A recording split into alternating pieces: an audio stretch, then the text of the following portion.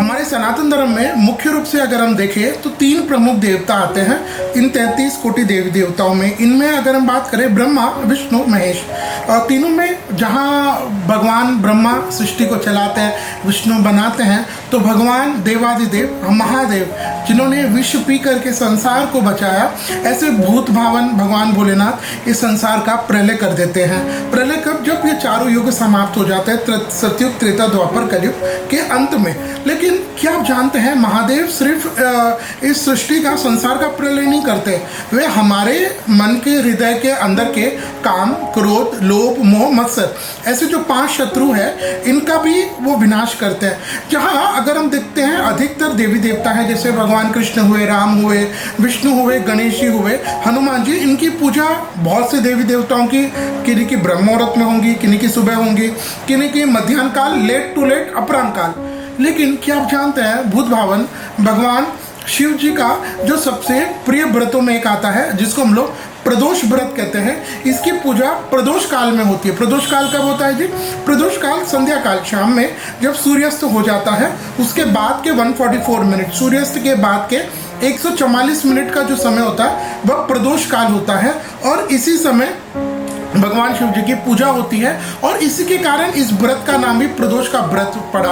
यह भगवान शिव जी के बहुत सारे प्रिय व्रतों में से एक है। वैसे तो मासिक शिवरात्रि है, बहुत आते हैं, लेकिन प्रदोष व्रत साल भर में 12 महीने आते हैं, कृष्ण पक्ष, शुक्ल पक्ष, तो हर महीने की लगभग 12 या कभी 13 तिथि को यह प्रदोष व्रत आते हैं। तो साल भर में 24 प्रदोष व्रत आते हैं। इनमें काफ़ी लोग भगवान शिव जी की पूजा करते हैं और जब शुक्ल पक्ष में कोई प्रदोष आ जाता है तो हमारे शास्त्रकार कहते हैं उस दिन चंद्रमा शुभ होने पर, शुक्र आदि अस्त न होने पर और अन्य योग, शुभ योग मिलने पर हम लोग इस प्रदोष व्रत के उद्यापन को भी कर सकते हैं।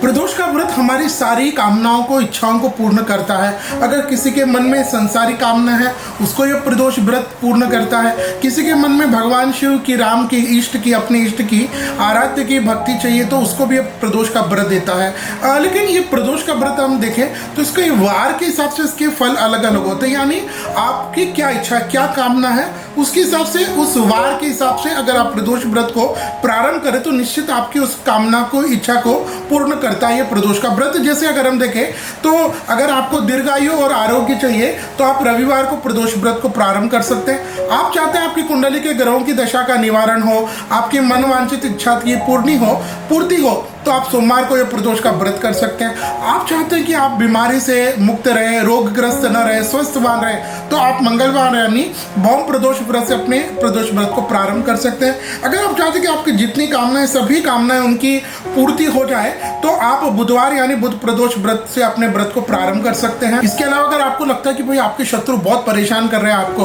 तो आप गुरु प्रदोष व्रत से प्रदोष व्रत को प्रारंभ कर सकते हैं। इसके बाद अगर आप चाहते हैं आपके सौभाग्य और स्त्री की वृद्धि हो, तो ये आपको पार्टनर अच्छा रहे, मैरिटल लाइफ अच्छी रहे, तो उसके लिए आप शुक्र प्रदोष व्रत से प्रदोष व्रत को प्रारंभ करें। और अगर आप चाहते हैं कि आपको राजपद मिले, आपको अच्छी जश मिले, बढ़िया मिले, समाज में मान सम्मान की प्राप्ति हो, अच्छे पुत्र को हो, तो आप फिर शनि प्रदोष व्रत का आप व्रत कर सकते हैं। तो यह प्रदोष व्रत वार के हिसाब से, मतलब आपकी क्या इच्छा है, क्या कामना है, उसके हिसाब से आप इस प्रदोष व्रत को प्रारंभ कर सकते हैं। तो आइए जानते हैं साल 2025 में मार्गशीर्ष महीने के शुक्ल पक्ष में प्रदोष का व्रत किस दिन रहेगा, आपको पूजा का क्या समय रहेगा। तो सबसे पहले हम ये समझ लेते हैं कि यह 13 तिथि प्रारंभ कब होगी और समाप्त कब होगी। तो अगर हम देखें तो यह 13 तिथि प्रारंभ हो जाएगी 2 दिसंबर 2025 को दोपहर के 3:57 और यह 13 तिथि समाप्त हो जाएगी 3 दिसंबर 2025 को दोपहर के 12:25। तो इसके हिसाब से यह मार्गशीर्ष महीने में जो यह प्रदोष का व्रत आएगा, जो महादेव का सबसे प्रिय है, इसका व्रत रहेगा विक्रम संवत 2082 मार्गशीर्ष मास के शुक्ल पक्ष की 13 तिथि यानी मंगलवार 2 दिसंबर 2025 को। और इस दिन प्रदोष काल में पूजा का शुभ समय रहेगा शाम के 5:40 से 8:15। जैसे मैंने पूर्व में बताया कि इस दिन प्रदोष व्रत की कथा को सुनने का बहुत महत्व है।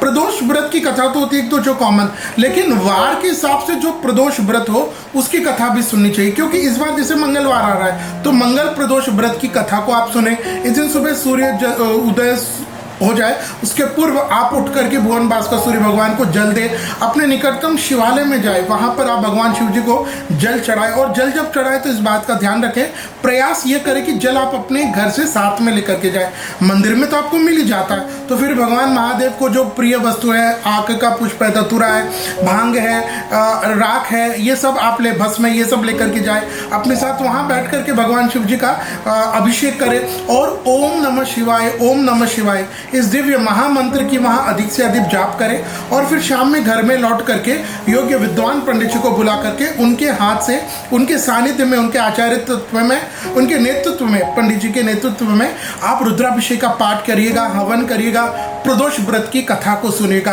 तो जो व्यक्ति इस तरीके से, इस विधि से, जैसे मैंने अभी बताया, प्रदोष का व्रत करता है, तो आपकी जितनी सांसारिक है, आपकी मटेरियलिस्टिक इच्छाएं हैं, आपकी भगवान की भक्ति अगर आप चाहते हैं, तो जो भी कामना हो, निश्चित भूत भावन भगवान महादेव हम जैसे ये संसार में रहने वाले भक्तों की उन सारी कामनाओं को, इच्छाओं को वे अवश्य पूर्ण करते ही है।